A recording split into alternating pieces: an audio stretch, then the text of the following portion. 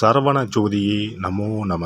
வாழ்க வையகம், வாழ்க வளமுடன். அனைத்து தமிழ் நெஞ்சங்களுக்கும் கனிவான வணக்கங்கள். நிகழும் ஸ்ரீ மங்களகரமான குரோதி ஆண்டு ஆடி மாதம் 16ஆம் தேதி வியாழக்கிழமை அன்று துவாதசி திதியில் மிருகசிரிசம் நட்சத்திரத்தில் வியாகாதம் நாமயோகத்தில் தைத்தூலம் கரணத்தினில் மகா பிரதோஷம் கூடிய நன்னாளில் இந்த மகத்தான ஆகஸ்ட் மாதம் பிறக்கிறது. இம்மாத கிரகநிலை என பார்த்தால் ரிஷபராசியில் குரு பகவானும் செவ்வாய் பகவானும், கடகராசியில் சூரிய பகவானும் புதன் பகவானும், சிம்ம ராசியில் சுக்கிர பகவானும், கன்னிராசியில் கேது பகவானும் உள்ளனர். கும்பராசியில் சனி பகவான் வக்ர நிலையில் உள்ளார். மீனராசியில் ராகு பகவான் சஞ்சாரம் செய்கின்றார். இம்மாத கிரக பெயர்ச்சி என எடுத்துக்கொண்டால் ஆகஸ்ட் மாதம் 1ஆம் தேதியே சுக்கிர பகவானின் பெயர்ச்சி சிம்மத்தில் நடைபெறுகிறது. ஆகஸ்ட் 17ஆம் தேதி சூரிய பகவான் சிம்ம ராசிக்கு பெயர்ச்சியாகின்றார். ஆகஸ்ட் மாதம் 26ஆம் தேதி செவ்வாய் பகவான் மிதுன ராசிக்கு பெயர்ச்சியாகின்றார். ஆகஸ்ட் மாதம் 26ஆம் தேதி சுக்கிர பகவான் கன்னி ராசிக்கு பெயர்ச்சியாகின்றார். இம்மாதம் 31ஆம் தேதி புதன் பகவான் சிம்மத்திற்கு பெயர்ச்சியாகின்றார். இந்த கிரகங்களின் சஞ்சாரம் மற்றும் இடப்பெயர்ச்சியால் உங்கள் ராசிக்கு இம்மாதம் என்னென்ன பலன்கள் கிடைக்கப் போகின்றது என்பதனையும், அசுப பலன்கள் ஏற்படுமாயின் ராசிக்காரர்கள் செய்ய வேண்டிய பரிகாரம் என்ன, வழிபட வேண்டிய தெய்வம் யார் என்பதனையும் காண்போம்.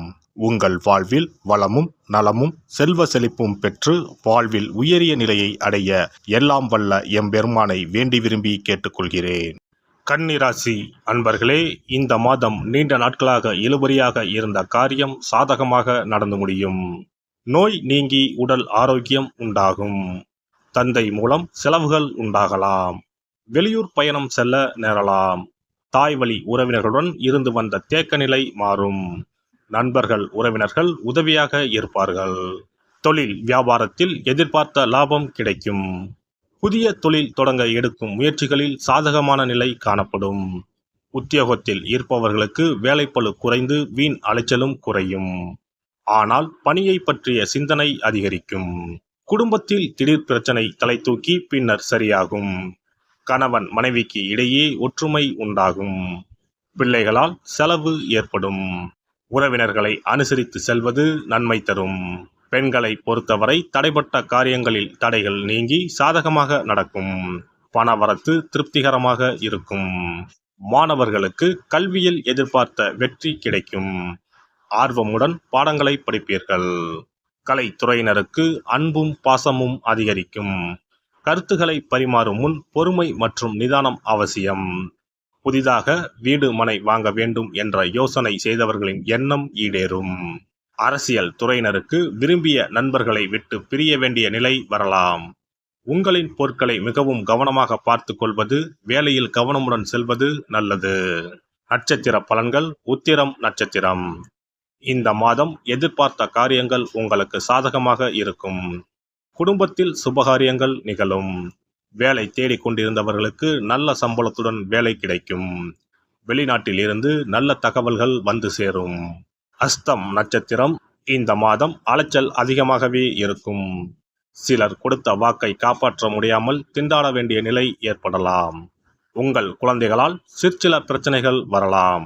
அதற்காக உங்களின் குழந்தைகள் மேல் ஆத்திரம் கொள்ள வேண்டாம். உத்தியோகஸ்தர்களுக்கு வேலையில் வரும் கஷ்டங்களை தாங்கிக் கொள்ள வேண்டி இருக்கும். சித்திரை நட்சத்திரம். இந்த மாதம் தம்பதிகளிடையே அன்பும் பாசமும் அதிகரிக்கும். கருத்துக்களை பரிமாறும் முன் பொறுமை மற்றும் நிதானம் அவசியம். திருமணமாகாமல் அதற்குண்டான முயற்சிகளில் ஈடுபட்டிருந்தவர்களுக்கு திருமணம் இனிதே நடந்தேறும். புதிதாக வீடு மனை வாங்க வேண்டும் என்று யோசனை செய்தவர்களின் எண்ணம் ஈடேறும். தினமும் பெருமாளை வணங்க வறுமை நீங்கி வாழ்வு வளம் பெறும். பகை விலகும். எதிர்ப்புகள் அகலும். சிறப்பு தொகுப்பு. கண் திருஷ்டிகள் அகன்று தடைப்பட்டு கொண்டிருக்கும் காரியங்கள் நிறைவேற செய்ய வேண்டிய பரிகாரம் என்ன என்பதனை பற்றி காண்போம். வாழ்க்கையில் நல்ல நிலையில் இருந்தவர்கள் கூட திடீரென்று பொருளாதாரம் இழந்து மன கஷ்டங்களுடன் வாழும் நிலை ஏற்படும். இந்த நிலை எதனால் ஏற்பட்டது என்று ஆராய்ந்து பார்த்தால் பெரும்பாலும் அவர்களின் மீதான கண் திருஷ்டிதான் காரணமாக இருக்கும். கல்லடி பட்டாலும் கண்ணடி படக்கூடாது என்று சொல்வார்கள் அல்லவா, அது உண்மைதான். இது போன்ற பிறரின் பொறாமை கொண்ட கண் திருஷ்டியினால் பலரின் வாழ்க்கை சிரமத்திற்கு ஆளாக நேரிடும். இது போன்ற கண் திருஷ்டிகளிலிருந்து எப்படி தப்பிப்பது?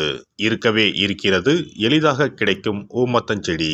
தெய்வ சக்தி நிறைந்த செடியாக கருதப்படும் ஊமத்தஞ்செடியின் காய், பூ, இலைகள் என அனைத்தும் தீய சக்திகள் விரட்ட பரிகாரத்துக்கு பயன்படுகிறது.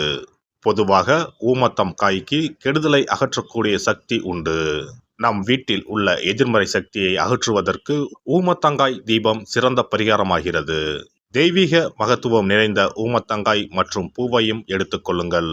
வீட்டுக்கு அருகில் இல்லை என்றால் நாட்டு மருந்து கடைகளில் கிடைக்கும். இந்த 2 பொருட்களையும் மஞ்சள் தண்ணீரை கொண்டு நன்றாக கழுவி விடுங்கள். சிறிது நேரம் அவற்றிலுள்ள ஈரம் போக ஆறவிட்டு பிறகு அவற்றை ஒரு மஞ்சள் துணியில் குலதெய்வத்தை வேண்டி ₹1 நாணயத்தோடு சேர்த்து முடிந்து வீட்டின் நிலைப்படியில் கட்டி தொங்க விடுங்கள். இந்த முடிச்சை வெள்ளிக்கிழமை அல்லது ஞாயிற்றுக்கிழமைகளில் தயார் செய்து வாசல் படியில் கட்டுவது சிறப்பு. தினமும் வீட்டில் தீபம் ஏற்றி காண்பிக்கும் போது இந்த முடிச்சுக்கும் காண்பிக்கவும். இதேபோல் ஊமத்தம் இலைகள் கிடைத்தால் அந்த இலைகளை சுத்தமான மஞ்சள் தண்ணீரில் கழுவிவிட்டு அவற்றை கொண்டு வீட்டில் இருக்கும் விநாயகருக்கு திங்கள் கிழமைகளில் தொடர்ந்து அர்ச்சனை செய்து வர வேண்டும். ஊமத்தம் பூவையும் விநாயகருக்கு சூட்டலாம். 3 வாரங்கள் தொடர்ந்து திங்கள் கிழமைகளில் விநாயகருக்கு ஊமத்தை இலையால் அர்ச்சனை செய்து ஊமத்தம் பூவை சூட்டி வழிபட்டால் வீட்டில் உள்ள கெட்ட சக்தி நடமாட்டம் மற்றும் கண் திருஷ்டிகள் தீரும். ஊமத்தம் செடியும் சிவபெருமானுக்கு உகந்த இலை ஆகும். இந்த ஊமத்தங்காய் வைத்து சிவபெருமானுக்கு தீபம் ஏற்றி வழிபடுவதன் மூலம் நமது பிரச்சனைகளில் இருந்து எளிதாக விடுபட முடியும். முதலில் 2 ஊமத்தங்காய்களை எடுத்துக்கொள்ள வேண்டும். அவற்றின் மீது முட்கள் இருப்பதால் மிகவும் கவனமாக கையாள வேண்டும். ஊமத்தங்காயின் காம்பு பகுதிகளை வெட்டி கொண்டு கத்தியை பயன்படுத்தி ஊமத்தங்காயின் உள்ளே இருக்கும் விதை பகுதியை முழுவதுமாக நீக்கிவிட வேண்டும். பின்னர் 2 அகல் விளக்குகள் மற்றும் விளக்கு வைப்பதற்கான 2 தட்டுகளை எடுத்து சுத்தம் செய்து அவற்றிற்கு மஞ்சள் குங்குமம் போட்டு வைத்துக் கொள்ள வேண்டும். பின்னர் 2 தட்டின் மீதும் ஒவ்வொரு அகல் விளக்கை வைத்துக் கொள்ள வேண்டும். அதன் பிறகு எப்போதும் பூஜை செய்வதற்கு வைப்பது போன்ற வெத்தலைப்பாக்கு, பழம் போன்றவற்றை வைத்துவிட்டு 2 விளக்குகளையும் ஏற்றி சிவபெருமானை மனதார வேண்டிக் கொள்ள வேண்டும். எனக்கு இருக்கும் பிரச்சனைகள் அனைத்தும் தீர்ந்து இன்பமான வாழ்க்கை கிடைக்க வேண்டும் என வேண்டிக் கொள்ள வேண்டும். இந்த பூஜையை வெள்ளிக்கிழமை அன்று தொடங்கினால் தொடர்ந்து 9 வெள்ளிக்கிழமைகள் செய்ய வேண்டும். ஊமத்தங்காயின் மீது எவ்வாறு முட்கள் இருக்கிறதோ அதுபோல நமது வாழ்க்கையில் இருக்கும் முட்கள் போன்ற பிரச்சனைகளை அவை தீர்த்து வைக்கின்றன. இந்த பூஜையை நாம் தொடர்ந்து செய்து வருவதால் நம் மீது இருக்கும் கண் திருஷ்டிகள் அகன்றுவிடும். தீராத துயரங்கள் தீர்ந்துவிடும். பணம், நகை நம்மிடம் பெருகி வரும். சிலருக்கு கையில் சுத்தமாக பணம் இருக்காது. வறுமை தாண்டவமாடும். கடன் தொல்லையால் கஷ்டப்படுவார்கள்.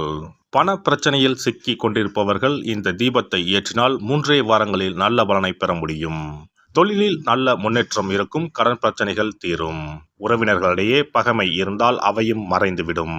நோய்வாய் உள்ளவர்கள் இந்த தீபத்தை ஏற்றுவதன் மூலம் நல்ல பலனை பெற முடியும். பொதுவாகவே எந்த பரிகாரம் என்றாலும் அதை முழு நம்பிக்கையுடன் செய்தால் மட்டுமே முழு பலன் கிடைக்கும் என்பதை நினைவில் கொள்ளுங்கள். எல்லாம் வல்ல இறையருளால் நீங்களும் உங்கள் அன்பு குடும்பமும் உடல் நலம், நீலாயுள், நிறை செல்வம், உயர் புகழ், மெய்ஞானம் ஓங்கி வாழ்க வளமுடன். இந்த வீடியோ பதிவு உங்களுக்கு பிடித்திருந்தால் லைக் பண்ணுங்க, கமெண்ட் பண்ணுங்க, ஷேர் பண்ணுங்க. மறக்காம சப்ஸ்கிரைப் பண்ணுங்க. பக்கத்துல இருக்கிற பெல் பட்டனை கிளிக் பண்ணுங்க. நன்றி, வணக்கம். ஓம் நமச்சிவாய. சிவாய நம.